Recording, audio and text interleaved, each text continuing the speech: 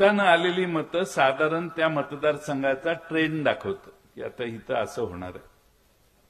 2019 साली काय झालं ह्याची आकडेवारी जरा लक्षपूर्वक ऐका. भारतीय जनता पक्षाला 2019ला 101 विधानसभा मतदारसंघामध्ये पोस्टामध्ये आघाडी होती. पोस्टल बॅलेटमध्ये, पोस्टाच्या मतामध्ये त्यांचे त्यावेळी निवडून आले 105. शिवसेना, एकत्रित असणारी शिवसेना उद्धव ठाकरे साहेबांच्या नेतृत्वाखाली, त्यांना पोस्टामध्ये 56 ठिकाणी आघाडी होती, त्यांचे 56 निवडून आले. काँग्रेस पक्षाला 45 ठिकाणी आघाडी होती, त्यांचे त्यावेळी 44 आमदार निवडून आले. राष्ट्रवादी काँग्रेस पक्ष म्हणून आमच्या पक्षाला 60 ठिकाणी आघाडी होती, आमचे 54 निवडून आले. म्हणजे जिथं आघाडी आहे त्याच्यापेक्षा कमी किंवा एखाद दोन आमदार जास्त आले.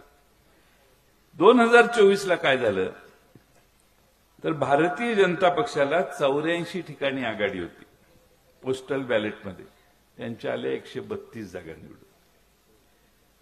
एकनाथ शिंदे साहेबांच्या पक्षाला 29 ठिकाणी आघाडी होती, त्यांच्या आल्या 57 जागा निवडून. अजित पवारांच्या पक्षाला 24 ठिकाणी आघाडी होती, त्यांच्या आल्या 41 ठिकाणी जागा निवडून.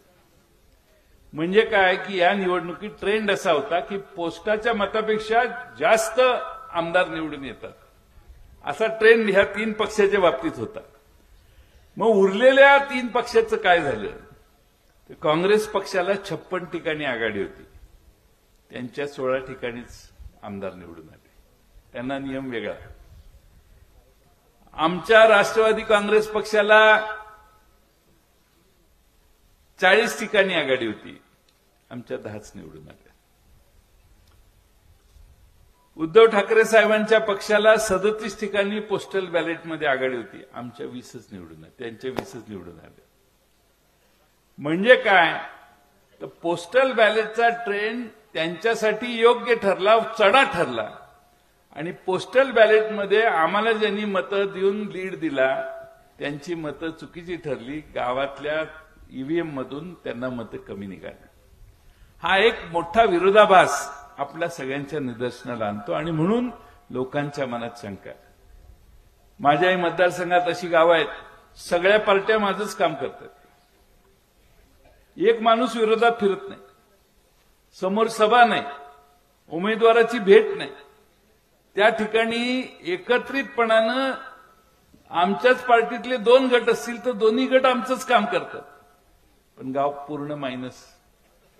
2000 मताचं लीड देणारं गाव 700 मतानं मायनस. आता गावाची नावं सांगून मी तुमचा वेळ घेत नाही, माझी केस मांडायला मी नाही आलेलो, पण तुम्ही सगळ्यांनी जे सांगितलं ते महाराष्ट्रात अनेक ठिकाणी अनुभवायला आलेलं आहे.